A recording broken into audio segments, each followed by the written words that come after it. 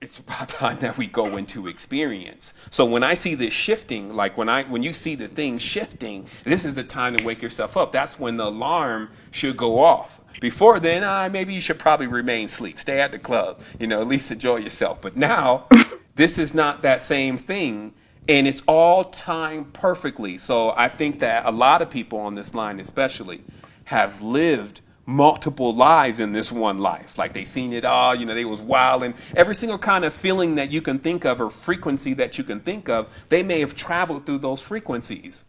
But now we got to be different than the rat pushing the pleasure button. Instead of going back and doing the loop to loop again and, just catering right again to the root chakra because that's where we need the most healing, what they would say sexual healing, then we can start to empower more energy into these higher chakras that turn on different senses.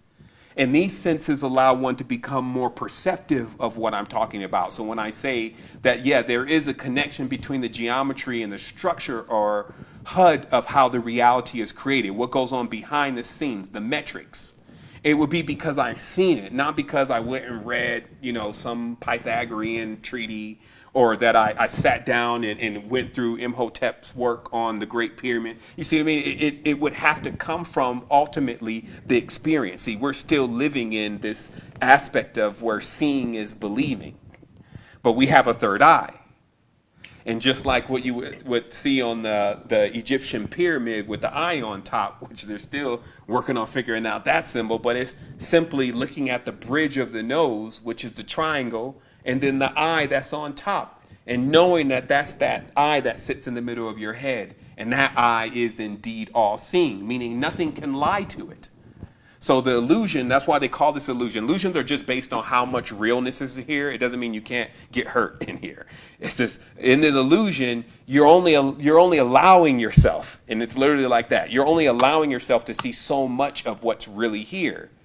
But in the event that you decide to go into that awakening and to begin to open up your own eye, that's called awareness, then you start to see what's in the spaces between the spaces.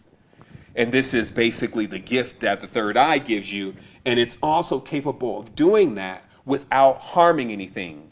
Meaning that generally when you penetrate any field, see, even with our mind and our thoughts and our vision, we penetrate. It's something sending something out like a feeler. And then it gives you and it brings you back what it's seeing. So that action and that motion, when you do that with larger tools such as your eyes, even what you see, you're sending out an action that's going to have some kind of reaction.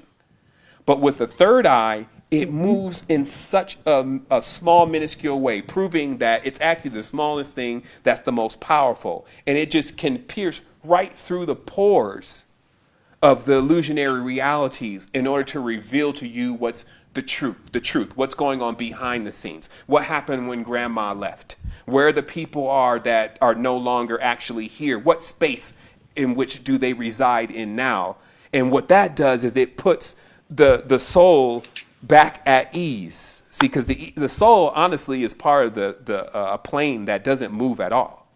So when you bring the soul into movement, which they call evocation, it could create all types of different kind of phenomena, meaning in physical planes, you could see miracles and all sorts of things.